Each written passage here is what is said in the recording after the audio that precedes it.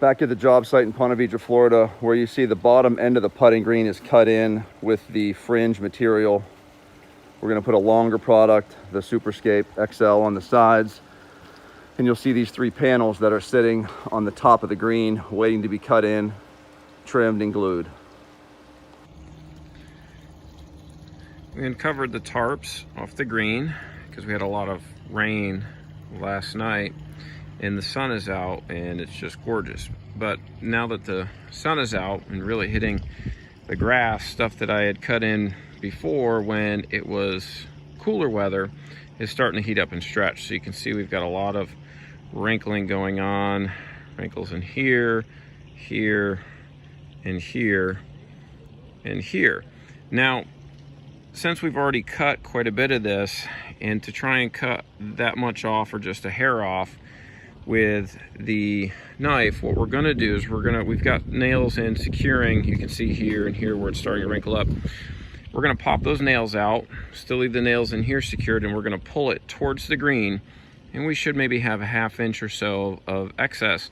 And what you wanna do is get a really good pair of shears, something that's a little bit more commercial side, heavy duty, and then we're going to essentially trim all that excess off so we've got a nice clean edge. Now you may ask, why don't we use scissors along the whole entire project? And the problem is that these dull rather quickly and you spend a lot of time sharpening these, so we try not to use them if we don't have to, and that's why we like to use the knives with the disposable carpet blades, something along this line here that folds out, and then the carpet blades are disposable and throwaways. So we'll get to the cutting and trimming in just a second.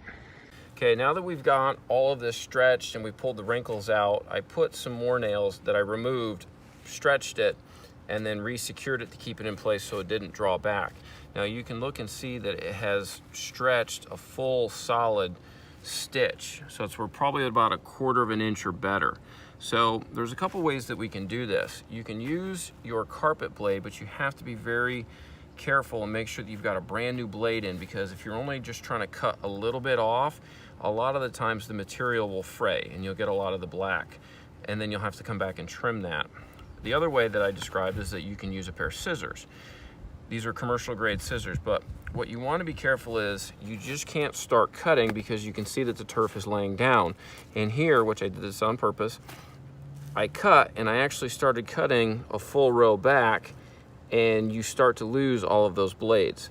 So when you go to put it in, you're going to have a gap in between. So what you can do, since we're only cutting off one section, this is where we want to take our time. It's not a race, and you can separate the tufts and then do a little bit at a time.